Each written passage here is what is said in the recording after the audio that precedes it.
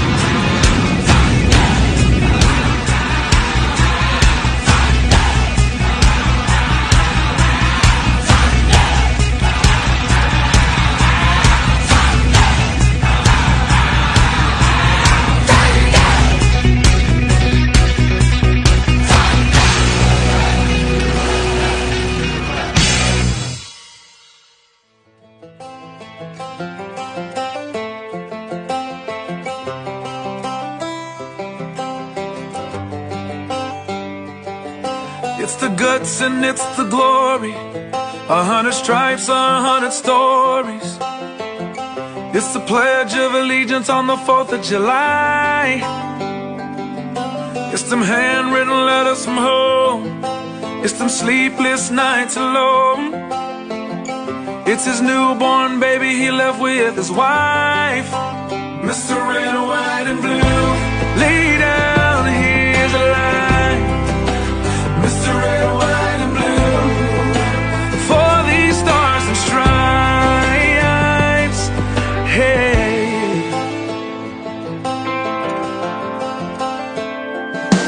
From the fields of Indiana to the swamps of Louisiana. There's a London Bridge. Look at all them Trump flags. Holy smokes. There you go, President Trump. You got a whole, welcome to Lake Havasu City, Arizona. Here's one of your biggest fans. Hello, honey. Check it out. There must be 20, 30,000 people down here. Incredible, all in Trump gear.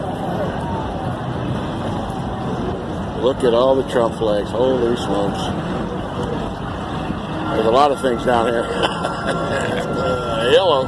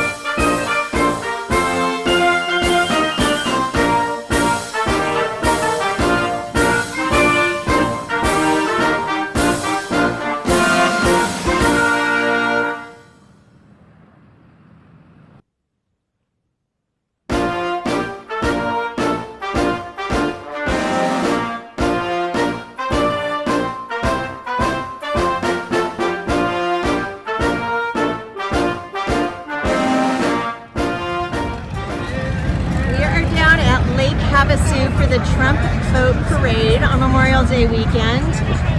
Look at all these President Trump supporters. There's even a Trump 2020 vote. The parade is getting ready to go down under the London Bridge, and the line goes forever.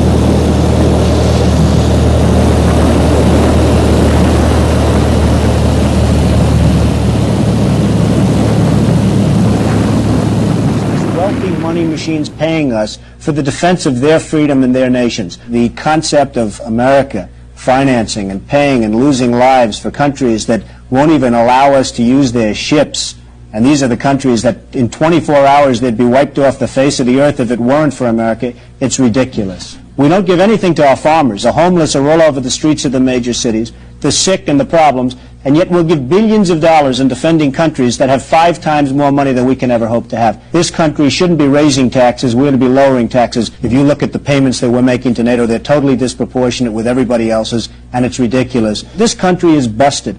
And it's busted because we're doing things that we shouldn't be doing. If we had business ability in this country, we'd be making lots of profit, so-called surplus. That money could be going to defend our homeless and our poor and our sick and our farmers. And that's where we ought to be spending the money, not giving it to countries that don't give a damn for us to start. They were fighting for us to have the right to our opinion, not the right to vote for whoever the white liberals said black people are supposed to vote for. You get what I'm saying? And then James Corden went in and said, well, this president, you're Christian, and this president, I don't see anything Christian about him. I said, okay, so last year y'all tried to tell me who I'm supposed to vote for because I'm black. Now this year, white liberals trying to tell me who I'm supposed to vote for because I'm Christian. That would be like, I live in Calabasas, so every one of my cars got to be a convertible, huh?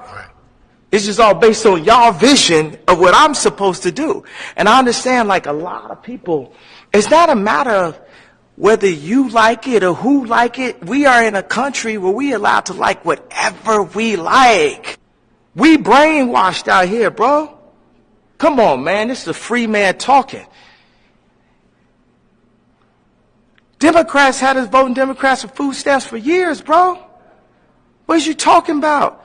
Guns in the 80s, taking the fathers out the home, Plan B, lowering our votes, making us abort our children. God should not kill. The president has pledged to give assistance to underserved communities that are impacted by this COVID-19 virus. He has pledged to give us assistance in those areas, which will actually coincide with the president's already existing initiatives in the urban communities throughout this country. This assistance that he provides regarding this COVID-19 virus will be another layer. It will add another layer to the president's already existing urban revitalization efforts.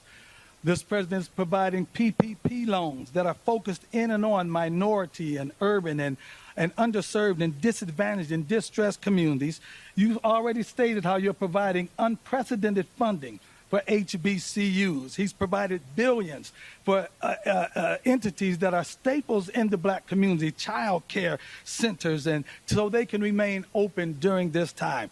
You're also providing underserved communities with testing and health care resources so that no one is reached or no one is denied access to vital equipment and vital testing. You've committed to discovering and addressing the reasons why some communities, particularly the black community, seems to be affected more so than others. And you're making sure that the federal government is also going to cover health costs for those that are uninsured or underinsured. Mr. President, you know, we all know the story about the Good Samaritan, but what you don't know is I was that forgotten person on the side of the road, the victim of medical error, the number 3 cause of death under the previous administration, and left to die of cancer.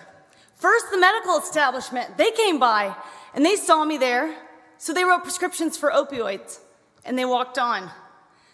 Next, the political establishment, they saw me there and they stopped just long enough to come over and tell me how to die, how to speed up my death so I could somehow die with dignity. But then an outsider, my Good Samaritan, President Donald J. Trump, he saw me there and he didn't walk by, he stopped. And for every single one of us, he gave up his own quality of life so we could live and work and fight with dignity, because he believes in survival of the fighters, not the fittest. And so, Mr. President, I have to say you have made a lot of promises to us, and you have kept every one of them. So now we're going to make you this promise. Just as you fought for us, forgotten America will never forget how you saw us on the side of the road, and you walked over, and you picked us up, and you made us great again. And now we're going to fight for you, Mr. President. God bless you. Did Russia help you get elected? No, Russia did not help me get elected. You know who got me elected? You know who got me elected? I got me elected. Russia didn't help me at all. Russia, if anything, I think helped the other side. What you ought to ask is this. Do you think the media helped Hillary Clinton get elected? She didn't make it. But you take a look at collusion between Hillary Clinton and the media. You take a look at collusion between Hillary Clinton and Russia. She had more to do in the campaign with Russia than I did. I had nothing to do. And by the way, that's one other thing. If you look, this was all about Russia, Russia, Russia. They don't talk about Russia anymore because it turned out to be a hoax. It was all a hoax. And then they say, gee, he fought back. Isn't that terrible? He fought back. Of course I fight back. Because it was a false accusation. A totally false accusation. And it's a disgrace. And it's a very sad period for this country. And I think in the end, I will consider what's happening now to be one of my greatest achievements, exposing this corruption. Make an entrance. Make a run. And then make history. Make a difference. Make good on your word. Make it big league. But most of all, make America great again.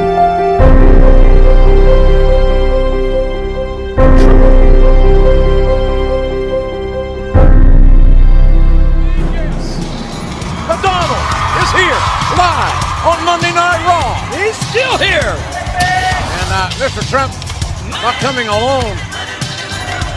I like how he travels. Donald Trump is in a world he is not familiar with. This is not real estate.